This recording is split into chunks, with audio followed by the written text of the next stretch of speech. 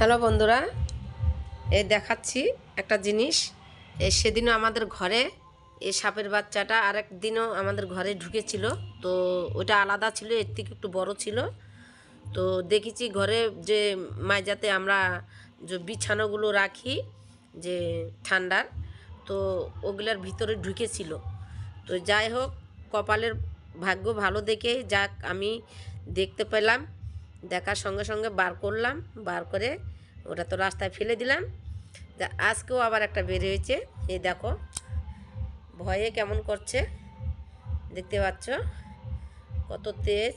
খালি ঠান্ডায় কাবু হয়ে গেছে তাই, নতবা গরম হলে আর এখানে থাকতো না, দেখছো। তো বন্ধুরা, তোমরা ঘরে যখন শুইতে যাবে বিছানা কাঁথা বালিশ এগুলো সব দেখবে, আগে দেখে তারপরে পরিষ্কার করে তোমরা শুবে, নতবা এরা এখন ঠান্ডার জন্যে ঘরে ঢুকবে। যেখানে গরম উষুম পাবে বালিশের নিচে বা তোষকের নিচে এরা ঢুকে পড়বে। তো সাবধান করে একটু চলাফেরা করবে তোমরা বন্ধুরা, সবাইকে বলছি।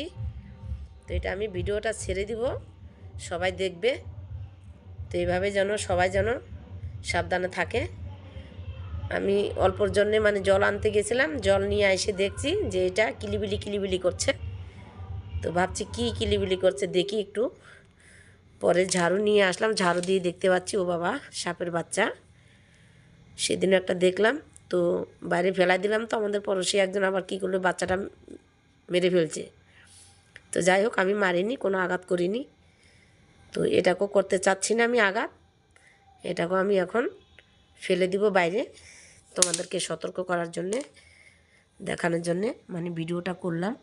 এ দেখো, দেখছো কেমন চকরা বকরা, দেখো দেখো কোনো আঘাত করছি না, কারণ দেখো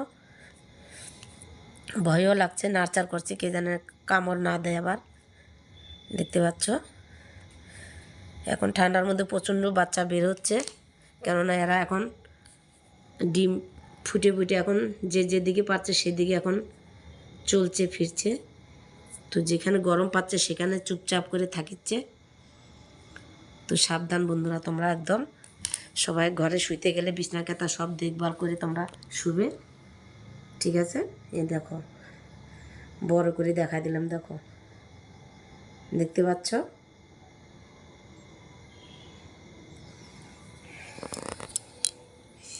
ভিডিওটা বন্ধ করলাম। তো যাই হোক, আমার এখানটায় ছিল, আমি জল এনে এখানটায় ব্যাগটা রাখছিলাম, আর এখানটায় আমি এই যে